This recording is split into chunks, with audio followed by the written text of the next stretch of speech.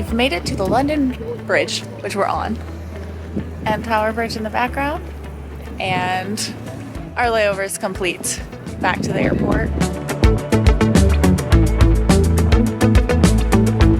All right, so we want to give you all the ins and outs of Paros and how to travel there if you want to have an adventure like we did. So the first things are what you should do upon arriving. We always look for transportation, for a SIM card, and for Cash. Yes. Lucky for us, Greece allows eSIM cards, so we were able to sign up for that before we even got to the country. So right as we walked out, our phones were already working, which made it super easy. And we had no plan when we landed, so we just walked out, and of course one lady flashed a little sign up saying, "Scooter for rent," and she picked us up, brought us back to her town, and rented us a scooter. So that worked out pretty good. And ATM nearby, so we got all those done within the first hour. And they rented us a scooter. We still can't decide if that was allowed or not. I got an international driver's license before we left because I thought that's all you needed, but we're not sure. Yeah, apparently you need a motorcycle license to be able to rent a scooter, no matter how powerful it is. But you are able to rent a 4x4 quad or a car with just an international driver's license. So Very strange. good things to know before you get there. But either way, if you can rent a scooter, super fun. But we rented a car on the next island, so either way it works. Yeah, the scooter was really good to have. They're like, well, they're easy to drive now that I know how to drive it, but I had a little issue in front of the place when I was trying to jump on and start it, and I think I scared her a lot. So to get to Paros, we were kind of assuming that we had to fly to Athens because most people that we've watched their YouTube videos or have seen go to Greece, they're always stopping in Athens at first and not necessarily going straight to the island. But as we were looking for tickets to get over there, which we bought on points, Yeah. we saw that the same amount of points could be used to get straight to an island where we wouldn't have to go to Athens first and then take a ferry. So we opted for that. We were trying to decide which island to go to, and that's how we landed on Paros first. Yeah. And even if you are buying flights the whole way, the ferry was about 80 bucks, and the flights, depending on what day you went, it was between 75 and 100 bucks. And you avoid a 5-hour ferry, which we talked to some other people that we met on the island, and they said it was super windy, super wavy, and they both got seasick on there. So I would recommend taking the flight, and then when you go between the islands, take the ferry, which is what we did later, and super pretty, but you're not stuck on there for 5 hours. I mean, our flight from the USA was really long. We actually had a whole day in London on the way there, which was kind of fun because Owen had never been to London, got a little taste of London.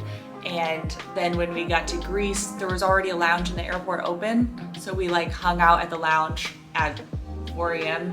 and Yeah. it was like happy hour for us at that point. So it was a 4 a.m. wine tasting. So we stayed in Naousa in town. We had decided to stay there because we had seen that it was like a really picturesque Greek town, and we're super happy we stayed there. It was kind of the perfect place to base ourselves, and the island is pretty small, so like I rode our scooter around the entire island in one day and made a whole bunch of stops, so that's kind of how small it is. Yeah, the town is really cool. It's all these tiny little streets that wind through.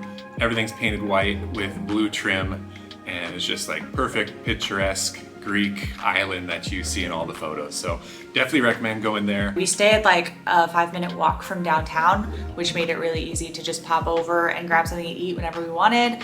And also most of the places offer free breakfast that we found. The places to stay, they're not really like your typical hotel. There are a lot of homestays like bed and breakfast style. And the one we chose was kind of just like staying in an apartment, which worked out. We didn't cook anything because it was fairly cheap to eat out. It was cheaper than America, but it wasn't crazy cheap. But it's just a whole lot easier to go out, experience the culture rather than going home and cooking some pasta or rice. So definitely recommend staying as close to the town center as you can. Otherwise you're stuck at your restaurant, just at the hotel or whatever's nearby. So close to downtown, then you can walk around and head back and forth between the place and not have to carry everything with you all the time. Yeah, when we first arrived, we just needed a couple chill days just after flying and traveling and everything. It is our first full day in Paros. We got here yesterday and we got here on the flight. We had been traveling for 29 hours. We just kind of hung out, walked around town, went to a couple local beaches that were nearby, also a couple wineries, which was really fun. We are here at Lorindy's winery where Sophie has given me a taste of a red and a white. I got the red to take with me and it was just so lovely. Her and her husband do all of the winemaking just by themselves. She says they're very tired, but it's wonderful wine. I'm excited to take one with me and maybe I'll sit by the beach and have some. And then Haley found this really cool arch. Yikes. So yeah, I think you can cliff jump on the other side of this, swim under, and then you would be like in this, is it called a grotto? What's this hole called? I'm not really sure. That was probably my favorite because I got to jump off it. So it's the next day and we came back and I brought to the best cliff jumping spot yet. I told you. Yes. Other than that, it was, yeah, just exploring the island, pretty chill, and the town. Yeah, it was kind of like our intro into Greece to just like get a hold or feel the island life and see what it was like. And to go to the beaches, the water was pretty chilly. Like, we were there second half of September. We haven't been there in the summer, so we don't know exactly how warm it gets, but the water was like water you can stay in for like 5 to 10 minutes. Not something that you want to like hang out in. Yeah, and it was pretty windy, so even though it was like almost 80 degrees, it was pretty chilly to just hang out on the beach. So we didn't spend a whole lot of time there. We spent more time exploring the island and checking out the restaurants. So now we're gonna walk back to the beach, which we did not realize was a nude beach. Owen's gonna join.